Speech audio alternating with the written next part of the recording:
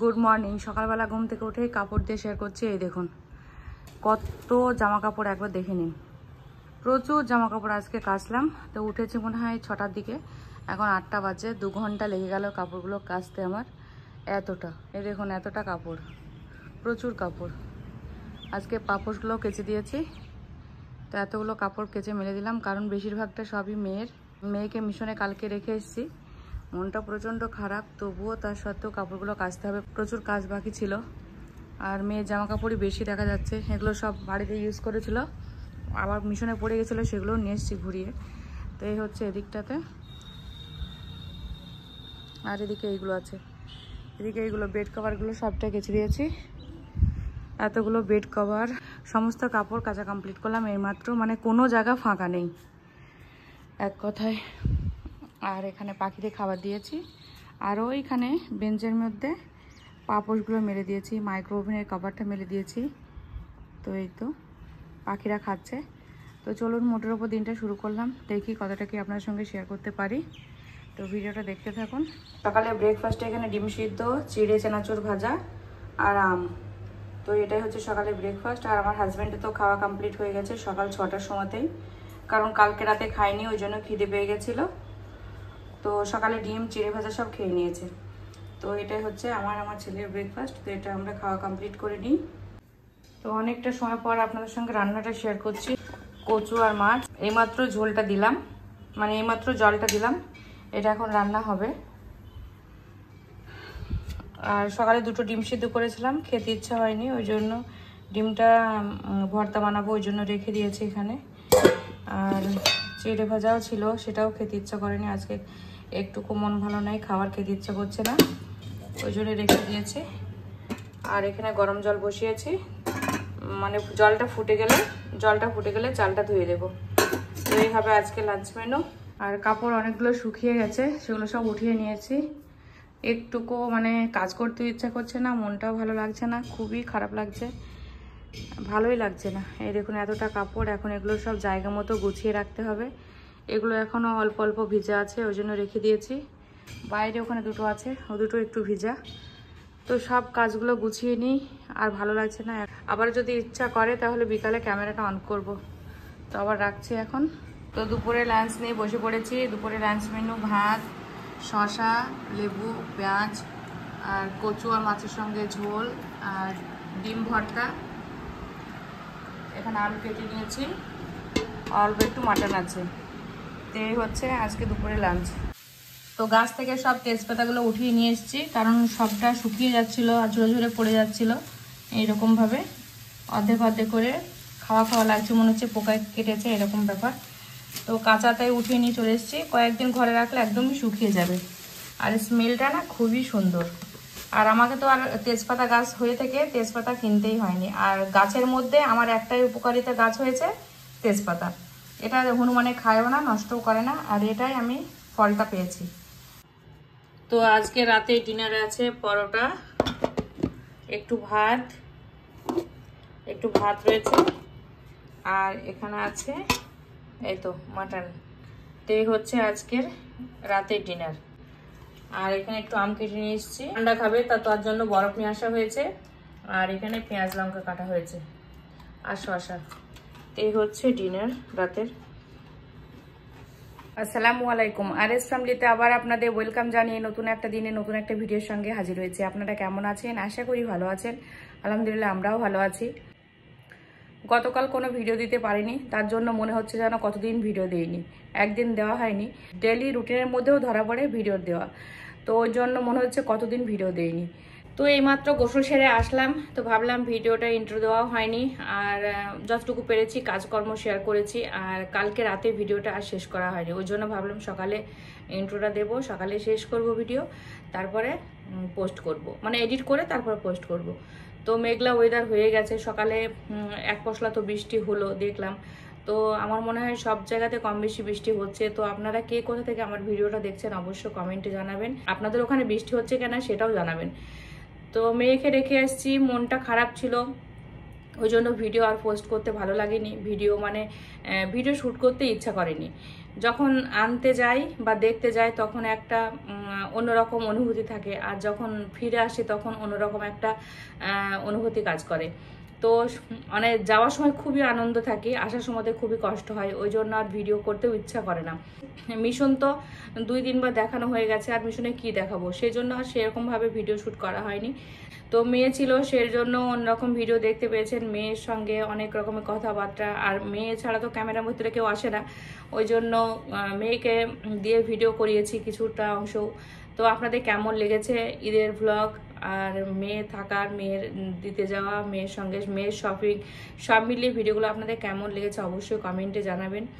আজকে একজনের ভিডিও দেখছিলাম যে কি যেন লিখেছে, দূরত্ব বেড়ে গেলে গুরুত্বও কমে যায়। তো কথাটা বেশ ভালো লাগলো শুনে। তো সত্যি কথাটা তাই, কিছু কিছু মানুষের সঙ্গে হয়তো দূরত্ব বেড়ে গেছে আমাদের, কিন্তু তার সঙ্গে হয়তো দূরত্বর সঙ্গে সঙ্গে হয়তো গুরুত্বটাও কমে গেছে। তো এটাই হচ্ছে বাস্তব, কথাটা খুবই মানে খাঁটি কথা, বেশ ভালো লাগলো শুনে। যার সঙ্গে দূরত্বটা বেড়ে যায় তার গুরুত্বটাও কমে যায়।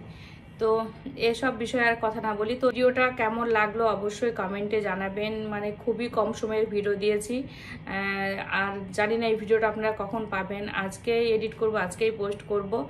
আগামীকাল থেকে, মানে আজকে যে কোনো ভিডিও শ্যুট করেছি তাও না, আগামীকাল যে ভিডিও পোস্ট করব, কি পোস্ট করব সেটাই আমি জানি না, কারণ আজকে কোনো ভিডিওই বানাইনি। তো শরীর খারাপের কথা তো বলতে ইচ্ছা করে না। আপনারা যারা হয়তো আমার ডেলি ব্লগ দেখেন তারা হয়তো প্রায় বলবেন আপনার শুধু শরীর খারাপ এটাই শুনি। তো ওই জন্য আর ইচ্ছা করে না শরীর খারাপের কথা বলতে। তো যাই হোক, মেয়ে ছাড়া দিনগুলো নর্মালি যাচ্ছে, বেশ একটু খারাপের মধ্যে দিয়ে যাচ্ছি, কারণ হাজব্যান্ড নিচে থাকে, ছেলেও নিচে থাকে, আমি সারা দুপুর সারা দিন সারা সময়টা একাই কাটাই। মেয়ে থাকলে হয়তো সব সময়তে মেয়ে আমার সঙ্গেই থাকে, হয়তো পড়াশুনো নিয়ে ব্যস্ত থাকলে তবুও তো সে উপরেই থাকে। আর হচ্ছে উপরে মানে নিচে হয়তো গেলে কোনো সময় প্রাইভেট পড়তে গেলে তখন হয়তো নিচে যেত, আর বেশিরভাগ টিউশনি তো বাড়িতেই পড়ানো হতো। তো যাই হোক, ওই জন্য মানে নিজেকে খুব একা একা লাগছে, নিজে খুব মানে মেয়েকে তো মিস করছি, তার সঙ্গে নিজেকে খুব একা একাই মনে হচ্ছে, যে মানে কিছু একটা ফাঁকা ফাঁকা লাগছে। এক কথায় আমি বোঝাতে পারছি না আপনাদের সঙ্গে মানে কথা বলে যে কেমন নিজের অনুভূতিটা। তো প্রথম দিন তো প্রচণ্ডই মনটা খারাপ ছিল, তার জন্য কোনো শ্যুট করিনি, ওই জন্য কোনো ভিডিও যায়নি। তো গতকালে কিছু কিছু ক্লিপ নিয়ে রেখেছিলাম, আর রাত্রিবেলা ডিনারটা দেখিয়ে কিন্তু আর ভিডিও মানে শেষ করা হয়নি। তো যাই হোক, আবারও মেয়ে 3.5 মাস পর হয়তো আসবে, আর 2-1 দিনের মধ্যেই মেয়ে ফোন করবে, তখন কেমন আছে সেটা অবশ্যই আপনাদের সঙ্গে শেয়ার করব, আর পড়াশোনা কেমন চলছে সেটাও অবশ্যই জানাবো। তো মেয়ের মনটাও খারাপ করছিল, আসার সময়তে দেখলাম আমার জায়ের মেয়ের থেকে আমার মেয়ের মনটাই বেশি খারাপ করছিল, আবারও কান্নাকাটি করছিল। আমার মনে হয় আপনারা যারা ইচ্ছুক মিশনে দেওয়ার মেয়েদের, তো ক্লাস 8, 9, ক্লাস 7, 8, 9 এই 3টে ক্লাসে দিলেই হয়তো ভালো কাজ করবেন। কারণ যখনই মেয়েকে রেখে আসবেন দেখবেন প্রথম হয়তো 6 মাস এই আপে ডাউনে যাবে পড়াশোনা, কারণ হচ্ছে অনেকে হয়তো মানিয়ে নেয়, অনেকে মানিয়ে নিতে পারে না, পড়াশোনা খারাপ হয় অনেকে হয়তো ভালো রেজাল্ট করে, প্রথমবার গিয়েই মানিয়ে নেয়। তো সেটা হচ্ছে মানে একান্তই তাদের নিজের ওপর নির্ভর করছে কিভাবে তারা নেবে। তো আমার মনে হয় সব থেকে ভালো হবে ক্লাস 7, 8-এ দিলে কিংবা 9-এ দিলে, হয়তো যদি বা একটু কমা রেজাল্ট হয় তাহলে খুব একটা কিছু এসে যাবে না। কিন্তু এমন একটা সময়ে আমরা মেয়েকে ভর্তি করলাম 11 ক্লাস, তো মানে সেটা একটা ঠিকঠাক একটা গুরুত্বপূর্ণ, ক্লাসটা খুবই গুরুত্বপূর্ণ। তো এমন একটা জায়গাতে ওরা পড়ে আছে যে মানে এদিকে মায়া যদি না ত্যাগ করতে পারে কিন্তু ওরা পড়াশোনার দিকে এগোতে পারবে না, পড়াশোনাতে ফোকাসই দিতে পারছে না। এক কথায় আমি বললাম বারবারই যে মায়া ত্যাগ করবি তাহলে পড়াশোনার দিকে ধ্যানটা থাকবে, আর যদি আমাদের দিকে বাড়ির দিকে যদি ফ্যামিলির দিকে মায়া থাকে তাহলে কিন্তু পড়াশোনার দিকে কোনো নজরটা যাবে না। বারবার ওই কথাটাই বলি যে এত কষ্ট করে যখন আছিস, বাবা মা ভাই বোন আত্মীয় স্বজন ফ্যামিলি ছেড়ে, এত অ্যাশ আরাম ছেড়ে যখন থাকছিস একটা জায়গাতে, পরিবেশের সঙ্গে মানিয়ে নিতে হবে, থাকতে হবে, কিসের জন্য? শুধু পড়াশোনার জন্য। তো 2 বছর তো, আর দেখতে দেখতে তো 6 মাস কেটেই গেল। তো ওই জন্য আমার মনে হয় যে আপনারা যদি যারা আগ্রহী আছেন মেয়েকে মিশনে দেবেন, একটু কম ক্লাসে, মানে কম ক্লাসে আর কম বয়সে দিলে ভালো হবে, কারণ তারা নিজেকে মানিয়ে নিতে পারবে। তারপরে দেখা যাচ্ছে এই কান্নাকাটি বিষয়টা তাদের কিন্তু উঁচু ক্লাসে গিয়ে আর থাকবে না। তো যেটা আমরা এখন যে পরিস্থিতির মধ্যে দিয়ে যাচ্ছি তার উপর নির্ভর করে আপনাদেরকে আমি শেয়ার করলাম কথাটা। সেটা আপনাদের নিজের উপর চয়েস, আপনারা কিভাবে নেবেন কথাটা। তো যাই হোক, অনেক বক করলাম। মানে বকতে বসলে না কথা শেষ হবে না। আর যখন ভিডিও অন করি না তো অনই করি না, আর যদি কথা বলতে বসি তাহলে কিন্তু কথা আর শেষ হয় না। তো যাই হোক, এখন গোসল করে আসলাম, একটু রেস্ট করব, তারপর এডিট করব ভিডিওটা, তারপর পোস্ট করব। দেখি আপনারা কখন ভিডিওটা পান।